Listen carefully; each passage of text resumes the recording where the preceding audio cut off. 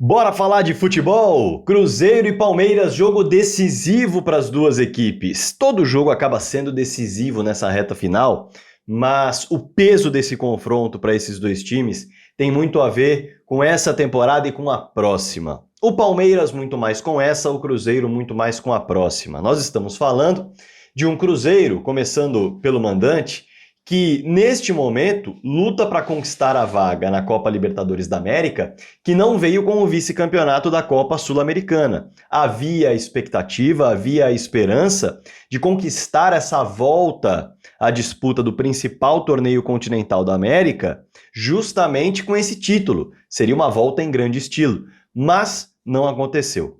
E a partir de agora, a equipe do Cruzeiro volta todas as suas forças para essa vaga que pode aparecer na 8ª ou na 7ª colocação do Campeonato Brasileiro. Nós estamos falando de um Cruzeiro que entra na rodada com 49 pontos conquistados, é o 9º colocado, precisando buscar nas próximas duas rodadas ou Corinthians ou Bahia, as duas equipes que ocupam ali 7ª e 8ª colocação do Campeonato Brasileiro. Ou seja, vencer os próximos dois jogos absolutamente fundamental. Missão absolutamente fundamental.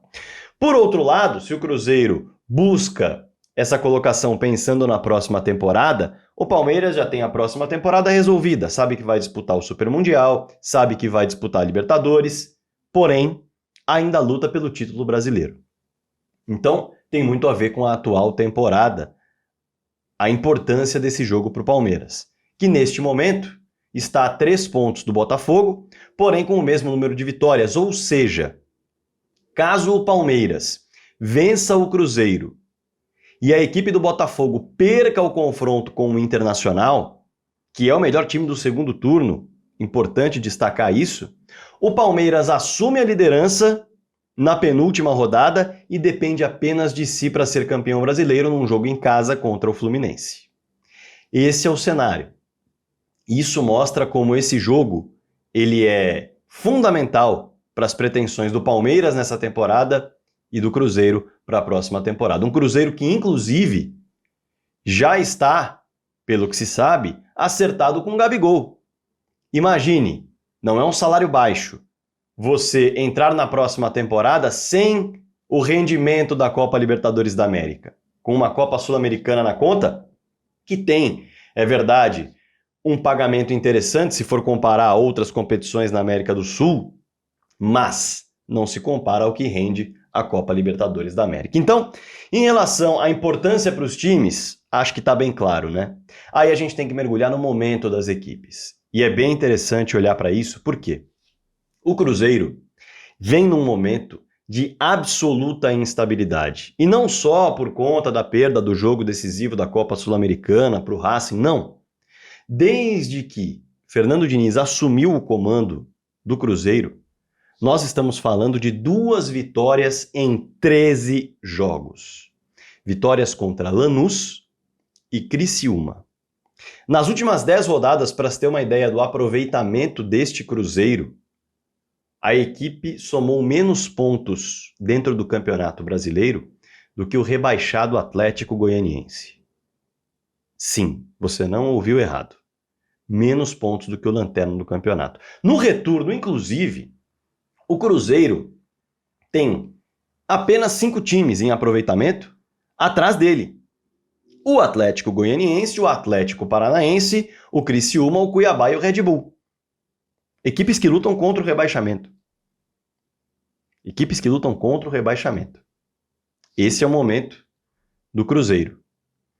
Que, por outro lado, observa como sua força e como sua esperança jogar em casa, porque é um dos piores visitantes do Campeonato Brasileiro. É o 16º aproveitamento como visitante, como mandante é o 7º. E aí acaba se apoiando nisso.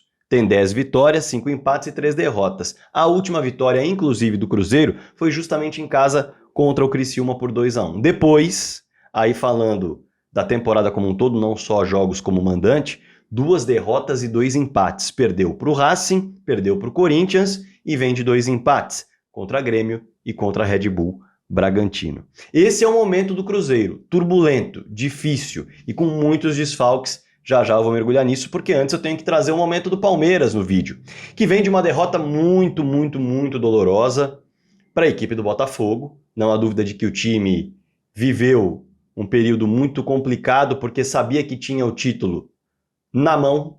O Palmeiras havia passado o Botafogo na classificação, restando 3 jogos, e dependia apenas de si. Um empate contra o Botafogo mantinha o Palmeiras na liderança para os próximos 2 jogos, seguia dependendo apenas de si. E dentro de casa, no Allianz Parque, com o Botafogo às vésperas de uma final de Libertadores, o Palmeiras não conseguiu nem mesmo um empate, perdeu por 3-1. Então é claro que foi uma derrota muito complicada de se digerir para o Palmeiras, que tenta se reerguer justamente olhando para o todo. O Palmeiras tem pontuação de time campeão brasileiro. Venho falando isso aqui no canal do Fragoso, você que acompanha meu trabalho sabe. Aliás, falando em acompanhar meu trabalho, se você está conhecendo meu trabalho agora, eu vou me apresentar rapidamente. Prazer, meu nome é Rodrigo Fragoso, eu sou setorista do Palmeiras na TNT Esportes e produzo análises em vídeo sobre o clube nas minhas redes sociais. Essa é uma delas. Claro que eu conto com a sua inscrição, já somos mais de 62 mil inscritos por aqui. Eu quero aquela placa de 100 mil que o YouTube manda pra galera. Me ajuda nessa missão? Se inscreve no canal se você não é um inscrito. Já aproveita, clica no sininho que tá do lado, porque ele vai ativar as notificações e sempre que pintar vídeo novo, você vai ser avisado. Além disso, clica no like e no hype. Esses 2 botões mostram pro YouTube que o vídeo é bom e ele manda para mais pessoas. Além disso, evidente que eu espero um comentário seu aqui embaixo, elogio, crítica, algo a comentar sobre o vídeo, algo a discordar, enfim, fique super à vontade para colocar a sua opinião aqui embaixo e debater com a galera que tem muita opinião boa aqui também. E se você quiser ser um apoiador direto do canal, seja membro, vou ficar muito contente e agradecer demais. Agora sim, voltando. O momento do Palmeiras é um momento complicado. Tem de digerir justamente essa derrota para o Botafogo, mas olha para o todo, olha para o Campeonato Brasileiro com pontuação de campeão. Antes dessa derrota, por exemplo, o Palmeiras vinha embalado de 3 vitórias consecutivas. O Palmeiras havia vencido o Grêmio, o Atlético Goianiense e o Bahia. Na verdade, em outra ordem, né? O Grêmio, o Bahia e o Atlético Goianiense. Contra o Grêmio, inclusive, o último grande jogo do Palmeiras na temporada. Venceu apenas por 1-0, mas amassou o Grêmio no Allianz Parque. E quando a gente observa o segundo turno, por exemplo, é o segundo melhor time. Está atrás apenas do Internacional. Tem 10 vitórias, 4 empates e 3 derrotas nesse retorno de Campeonato Brasileiro. E é o segundo visitante mais chato da competição. Palmeiras, em 18 jogos, venceu metade jogando fora de casa. Empatou outros 5 e perdeu apenas 3 partidas. Está atrás do Botafogo, que tem uma vitória a mais. Esses são os momentos das equipes. O Cruzeiro não se encontrando com o Diniz e o Palmeiras vindo de uma derrota muito dolorosa. Mas se apoiando no que é possível ainda em relação à matemática do título brasileiro. Em relação aos desfalques, né? O Cruzeiro tem muitos desfalques. Isso pesa demais na hora de você olhar para o favoritismo do confronto também, né? O Lucas Romero, volante, tá fora, assim como o Barreal, que é um meia que joga pelo lado. Os dois receberam o 3º cartão amarelo no último jogo. Veron, ex-Palmeiras, é dúvida. Ele foi poupado por conta de um desgaste muscular na partida contra o Red Bull, e aí a gente vai entender se ele vai estar à disposição para esse confronto. Bom lembrar que o time não tem o Caio Jorge, que segue fora desde uma lesão muscular sofrida na final da Sul-Americana, e o Matheus Henrique, volante importante da equipe, segue fora, não joga mais nessa temporada por conta de uma lesão nas costelas. Aí vem as opções em relação ao time do último jogo, né? O time do Cruzeiro contra o Red Bull. No meio, o Wallace Ramiro e o Peralta podem ocupar a vaga do Romero. Na vaga do Barreal, existe a expectativa do Matheus Vital ou Vitinho, até o Japa e o Joseph, que são jogadores da base. E no ataque, também 2 jovens da base, com perspectiva de poderem atuar, depender do Gabriel Veron, né? Tevez e Kenji podem aparecer. Cruzeiro que vai se apoiar demais em Matheus Pereira, que realmente oscilou para baixo no segundo turno, não foi aquele jogador decisivo do primeiro turno.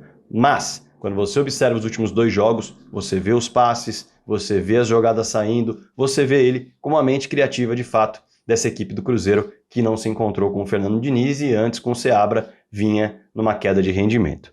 O Palmeiras, ele não conta com Gustavo Gomes e Marcos Rocha, e aí a expectativa é por Vitor Reis e Mike Giai, seria uma grande surpresa. No mais, fica a dúvida se o Abel vai repetir a escalação que perdeu para o Botafogo ou pode, quem sabe, e aí é a perspectiva mais possível dentro do que aconteceu no jogo, sacar Felipe Anderson do time titular, porque ele foi sacado logo no intervalo da partida contra o Botafogo, não vem rendendo bem bastante abaixo do esperado, inclusive, e o Rony pode ocupar aquela posição do lado esquerdo com o Flaco Lopes, que é o artilheiro do time na temporada, ocupando a vaga de centroavante. Existe essa expectativa dentro das possibilidades que o técnico Abel Ferreira tem para colocar em campo. Um Palmeiras que é muito favorito para o confronto, tendo em vista momento, tendo em vista campeonato, tendo em vista também os desfalques que o Cruzeiro vai ter de lidar mais uma vez, com algumas novidades. Enquanto o Palmeiras tem desfalques, tem, mas ainda assim são poucos diante dos problemas do Cruzeiro. Problemas que são enormes do Cruzeiro também em relação a resultados, em relação a performance, em relação a conseguir praticar o estilo do Diniz e obter resultados. Já o Palmeiras, mesmo jogando mal contra o Atlético Goianiense, contra a Bahia, equipes ali do meio para baixo da tabela, consegue seus resultados. Contra o Grêmio também conseguiu vencer e amassou. Contra o Botafogo, o Palmeiras sempre tem dificuldade contra equipes de G6. Isso foi no ano passado e agora se repete na temporada de 2024. O Cruzeiro não faz parte desse coletivo de equipes do G6 e a partir daí o Palmeiras costuma ter um pouco mais de facilidade para lidar com esses adversários. Portanto, é favorito para o confronto, mas tem de fazer valer, sem dúvida alguma, dentro de campo. Esse vídeo está sendo gravado quando ainda não temos nenhuma novidade em relação à presença de público no Mineirão. Um grande absurdo que eu já gravei no vídeo de ontem, já expliquei, já achei absolutamente descabida a decisão. E aí a minha opinião, se você quiser assistir sobre essa decisão de um Cruzeiro e Palmeiras sem público, ela fica aí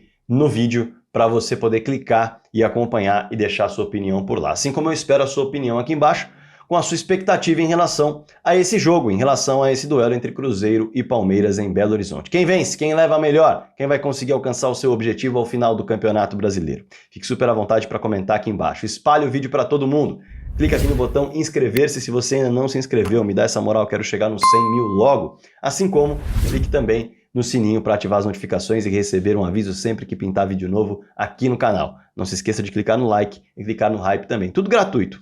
E se quiser ser um apoiador direto do canal, se torne membro que eu vou ficar muito contente. Bora falar de futebol!